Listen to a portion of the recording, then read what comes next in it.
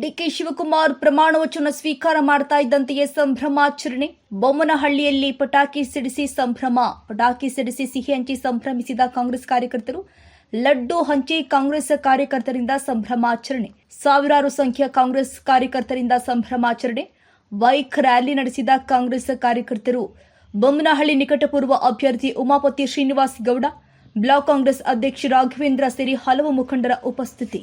ರಾಜ್ಯ ಕಂಡಂತ ಬಂಡೆಯ ನಾಯಕರಾದಂಥ ನಮ್ಮ ಡಿಕೆ ಶಿವಕುಮಾರ್ ಅಣ್ಣರವರು ರಾಜ್ಯದ 25ನೇ ಮುಖ್ಯಮಂತ್ರಿಗಳಾಗಿ ಅಧಿಕಾರ ಸ್ವೀಕಾರ ಮಾಡಿದ್ದಾರೆ.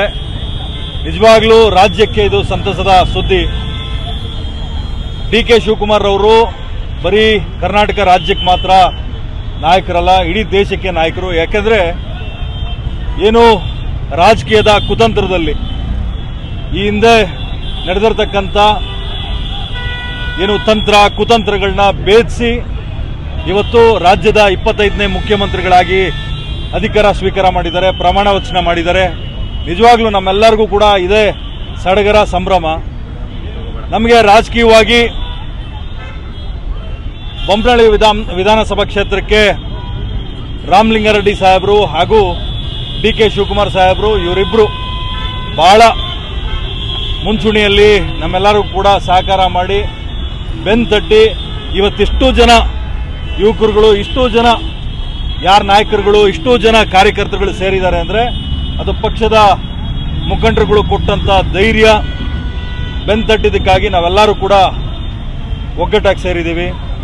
ಪ್ರಮಾಣ ವಚನದಲ್ಲಿ ಕೆಲವೊಬ್ಬರಿಗೆ ಮಾತ್ರ ಆಹ್ವಾನ ಇತ್ತು. ಹಂಗಾಗಿ ನಾವೆಲ್ಲರೂ ಒಮ್ಮತದಿಂದ ಕಾನ್ಸ್ಟಿಟ್ಯೂನ್ಸಿ ಪೂರ್ತಿ ಒಂದು ಕಡೆ ಸೇರಿಕೊಂಡು ಬೈಕ್ ರ್ಯಾಲಿ ಮಾಡಿ ಸ್ವೀಟ್ ಹಂಚೋದ್ರ ಮುಖಾಂತರ ಒಂದು ನ್ಯಾಯಯುತವಾಗಿ, ಒಂದು ಅರ್ಥಪೂರ್ಣವಾಗಿ ಅಧಿಕಾರ ಸ್ವೀಕಾರ ಮಾಡಿಕೊಂಡಂಥ ಶಿವಕುಮಾರ್ ಅಣ್ಣನಿಗೆ ಒಂದು ಗೌರವ ಸಲ್ಲಿಸಲಿಕ್ಕೆ ಪಾರ್ಟಿಯ ಎಲ್ಲ ಕಾರ್ಯಕರ್ತರುಗಳು ಹಾಗೂ ಬೊಮ್ಮನಹಳ್ಳಿ ವಿಧಾನಸಭಾ ಕ್ಷೇತ್ರದ ಜನಗಳಿಗೆ ಗೌರವ ಸಲ್ಲಿಸಲಿಕ್ಕೆ, ಸಮಾರಂಭನ ಆಚರಿಸಲಿಕ್ಕೆ ವಿವೇಕಾನಂದರಿಗೆ ನಾವು ಮಾಲಾರ್ಪಣೆ ಮಾಡಿ ಈ ಸಡಗರ ಸಂಭ್ರಮನ ಬಹಳ ಅರ್ಥಪೂರ್ಣವಾಗಿ ಮಾಡಬೇಕು ಅಂತ ಅಂದ್ಕೊಂಡಿದ್ದೀವಿ.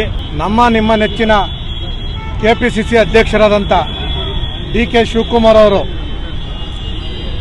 ಅವರ ದೀರ್ಘಕಾಲದಲ್ಲಿ ಅವರು ಹುಟ್ಟಿನಿಂದ ಕಾಂಗ್ರೆಸ್ ಪಕ್ಷಕ್ಕೆ ದುಡ್ಕೊಂಬಂದು ಇವತ್ತು ಮುಖ್ಯಮಂತ್ರಿ ಸ್ಥಾನವನ್ನ ಸ್ವೀಕಾರ ಮಾಡ್ತಾ ಇದ್ದಾರೆ. ಅದಕ್ಕೆ ಅತ್ಯುತ್ತಮವಾಗಿ ನಮಗೆ ಖುಷಿ ತಂದಿದೆ. ಅವರು ಮುಖ್ಯಮಂತ್ರಿ ಪ್ರಮಾಣ ವಚನ ಸ್ವೀಕಾರ ಈಗ ತಾನೇ ಮಾಡಿದ್ದಾರೆ. ಅವರಿಗೆ ಶುಭವಾಗಲಿ.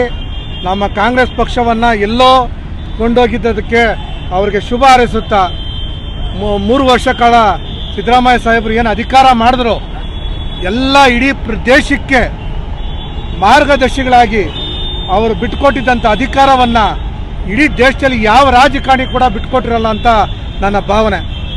ಅವರಂಥ ನಾಯಕರು ನಮ್ಮ ಕಾಂಗ್ರೆಸ್ ಪಕ್ಷದಲ್ಲಿ ಇದ್ದಾರೆ. ಅವರಿಗೆ ಘಂಟಾಘೋಷವಾಗಿ ನಾವು ಜೈಕಾರ ಹಾಕೋದಕ್ಕೆ ಇಚ್ಛೆ ಪಡ್ತೀವಿ. ನಮ್ಮ ರಾಮಲಿಂಗಾರೆಡ್ಡಿ ಸಾಹೇಬರು ನಮ್ಮ ಭಾಗದಲ್ಲಿ ಅತಿ ಹೆಚ್ಚಾಗಿ ರಾಮಲಿಂಗಾರೆಡ್ಡಿ ಸಾಹೇಬರು ನಮ್ಮ ಕಷ್ಟ ಸುಖಗಳಿಗೆ ಎಲ್ಲದಕ್ಕೂ ಆಗ್ತಾರೆ.